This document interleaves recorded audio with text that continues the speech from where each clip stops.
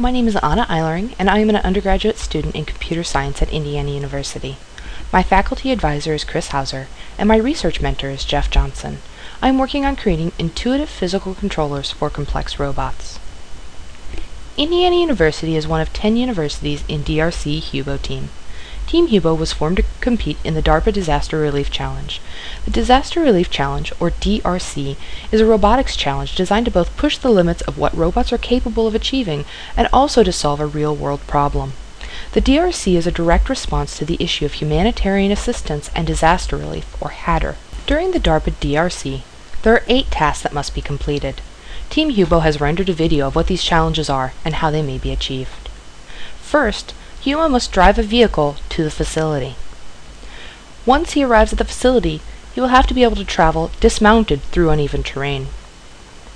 Upon arriving at the front entrance, Hubo must remove any debris blocking the entrance, and then open the door and enter the building. Once inside, Hubo must climb an industrial ladder and cross a catwalk. Break through a wall, potentially using power tools.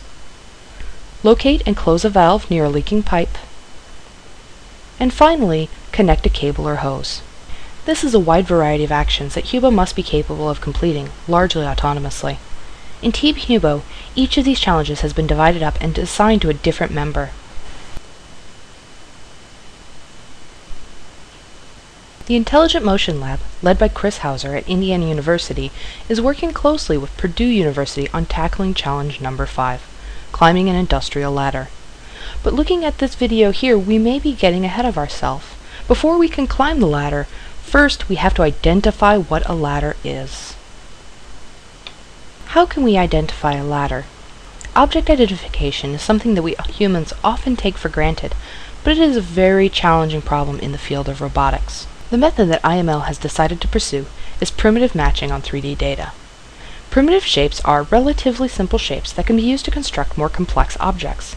By identifying shapes like cylinders and planes in the environment, we can identify surfaces that Hubo could use to climb or to support itself. It was at this point that we began to collect the data that would be used to train machine learning algorithms to identify primitive shapes in the environment. To do this, we are using a Stabuli TX90 robotic arm, a Swiss Ranger time-of-flight camera, a Microsoft Kinect, Robotic Operating System, or ROS, a visualization package called RViz, and a package that allows us to stitch together several different point clouds, the data format for the 3D data we are using, called Octomap. In these videos, which are sped up for the viewer's sake, you can see the point cloud as a flashing rectangle that is moving around the scene. As the points are identified, they are then input into the scene by Octomap, which allows us to get a larger picture, if you will, of what the robot is seeing. However, you may be noticing in these videos that while I'm attempting to collect data from ladders, I am actually getting a lot of data related to the walls and to the ceilings. This is due to the challenges inherent in controlling the Stabuli arms.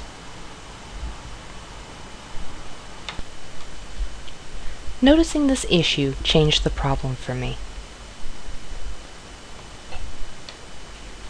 How can we improve the way people can use complex robots in both data gathering and teleoperation situations?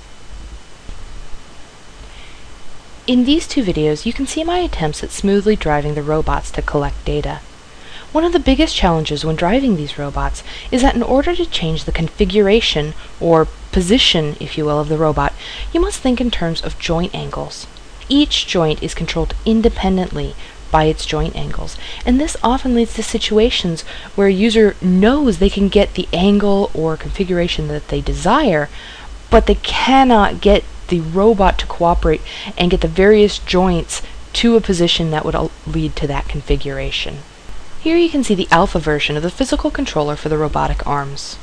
The structure is composed of foam core, and many panels are designed to be held on only with masking tape to allow for access to each joint. Joints are wired with a 10K ohm linear taper potentiometer that is used to measure the position of each joint.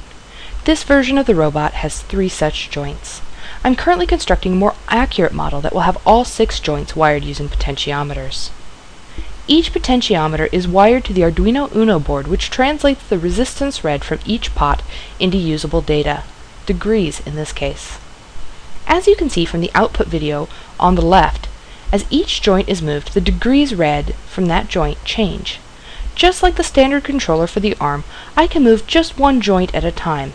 But unlike the standard controller for the arm, I can make larger, more fluid motions that allow me to move in more complex patterns.